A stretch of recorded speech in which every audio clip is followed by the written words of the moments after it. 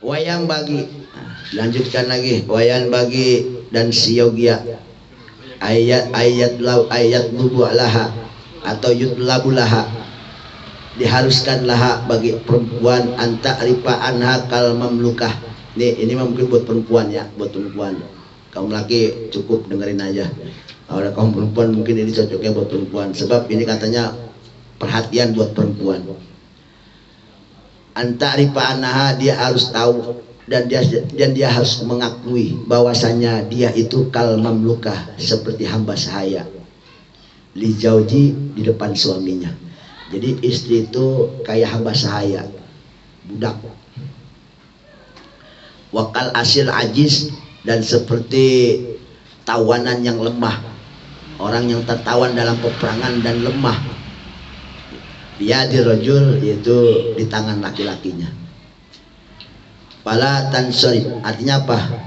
Pala tatasarrob aitun fi sya'in min mali ila bidnih. Maksudnya apa? Jadi kalau dia itu sebagai budak hamba saya, maka jelasnya adalah maksudnya apa? Pala tatasarrafu aitun fi sya'in. Jangan sekali-kali dia mengolah hartanya, harta suaminya, kecuali dengan izinnya. Ada duit laki di kotak, jamu apapun itu duitnya harus izin suami, harus izin oleh suami, izin intinya. Harta suami ingin digunakan maka harus izin dulu sebelum menggunakan. Ya, aijauz balqola, bahkan kola jamaah kebanyakan minal ulama, dari ulama, inna la tatasarrufu aidon, begitu juga si perempuan nggak boleh mengolah, membelanjakan bimaliha, atas hartanya, illa binti, kecuali dengan izin suami. Hartanya sekalipun harus dengan izin suami, apalagi punya suami. Assalamualaikum teman-teman, berjumpa lagi dengan saya di sini di channel Bang Mo.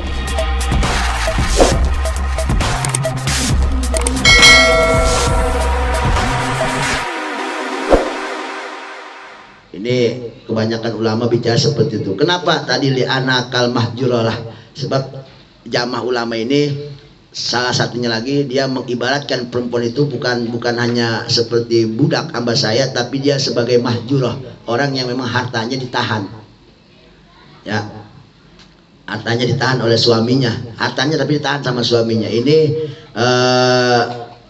seperti orang yang utangnya banyak, takut dipoyak-poyakan, bukan buat bayar utang, takut dipoyak-poyakan, maka hartanya disita. Jadi kaya-kaya tuh harta istri itu sitaan suami, tapi miliknya. Jadi kalau dia ingin mengolah harus izin sama yang menyita. Gitu.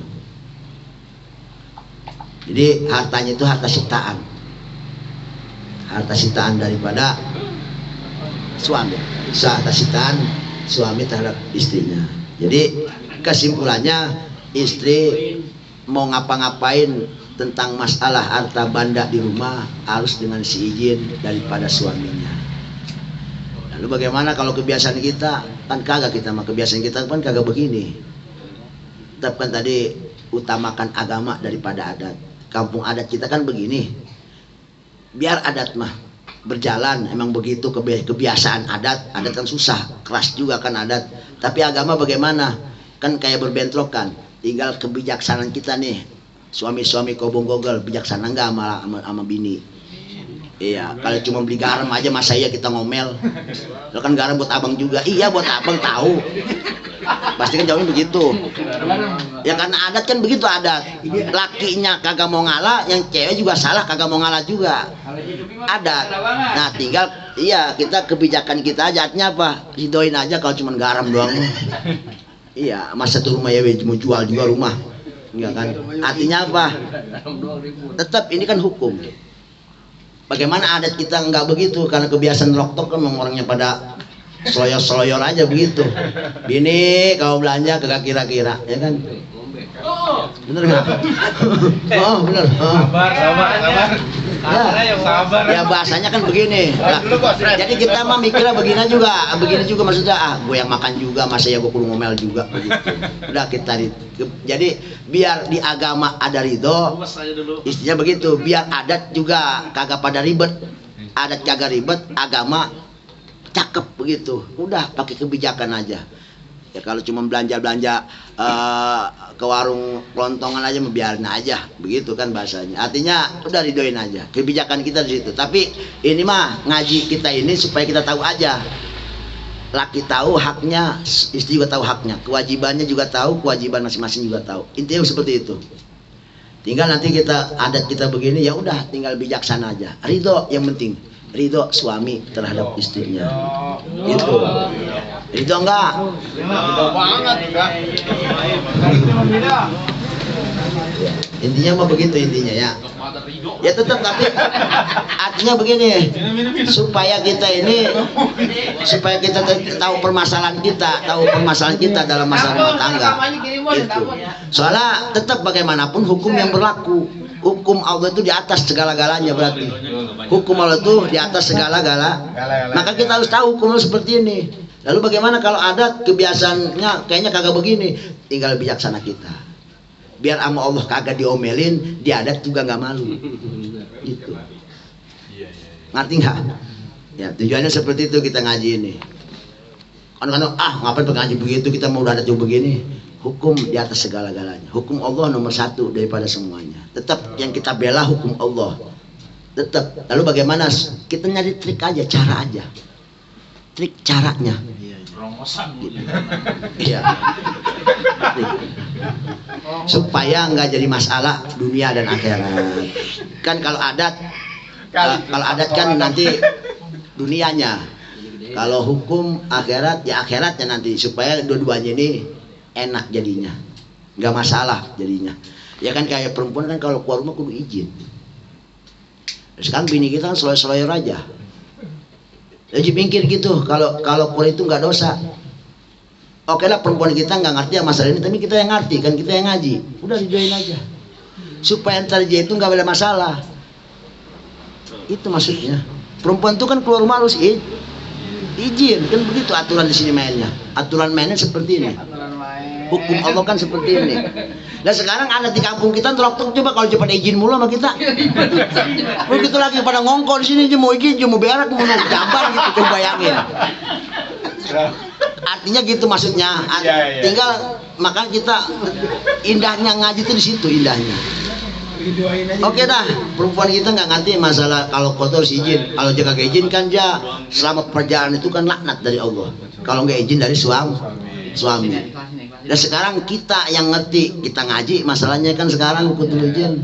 Masa iya kita nggak ada bijak juga? Justru kan supaya kita ngaji itu supaya hati kita tuh lunak. Dengan suasana itu jadi enak. Jangan sampai kita jadi beban buat orang lain, apalagi keluarga, apalagi istri. Ya jangan mentang-mentang gua nggak ridho, biar jadi neraka. Ya umpama yang ego begitu. Justru kita ngaji biar keegoan kita tuh hilang, lenyap. Kemarin kalau kata Sayyidina Umar mah, kita jangan ngeliat ke situnya. Kita ngelihatnya semua kewajiban kita gugur sama dia. Yang nyapu dia, yang ngepel dia, yang ngurusin rumah dia, yang nyuci dia, yang neriska dia, yang jemur dia, yang mandiin bocah dia, yang bedakin, yang nyisirin dia, yang nyuapin dia. Itu sebetulnya bukan kerjaan dia, kerjaan kita. Lalu mereka mewakilkan. Kita nggak mikir gitu ke situ. Mungkin kita pikir kalau yang kagak ngerti masalah ini boleh jadi dia akan ego terus. Kenapa? Dia nggak mandang ke situ. Kalau yang nyapu harusnya dia. Saya yakin kalau umpama semua yang ngajarin kita nggak ada yang sukses di kolobong Google ini, nggak ada yang sukses. Dia mau kerja jam berapa jalannya? Masak belum, nyuci belum, ngepel belum. Bayangin coba itu kalau bukan bini yang ngerjain. Makanya jangan pada belagu sama bini. Jangan pada belagu sama bini. Ini bagaimana juga bini mas sewat-sewatnya bini wajar. Kenapa? Mungkin dia yang lebih capek. Ya emang dia yang lebih capek daripada kita. Bayangin bangun tidur yang pertama puyeng dia. Dia mikirin tas sarapan apaan. Dia pikirin nih anak ntar mandi jam berapa. Dia pikirin ntar nih mau ngapain. Dia pikirin kita masih molor doang, kita masih molor, kita masih di alam mimpi. Dia mau udah keringetan. Kita masih leha-leha aja, kita mah di alam mimpi. Bayangin tuh kalau kita nggak ngeliat ke situ coba. Pada belagu semua ini laki. Dia kagak tahu kalau itu siapa yang ngerjain. Yang ngepel, yang nyapu, ya kan. Allah. Ya intinya yaudah kita saling aja, saling bijak aja, saling supaya nanti sama-sama saling mensapaati, itu yang intinya.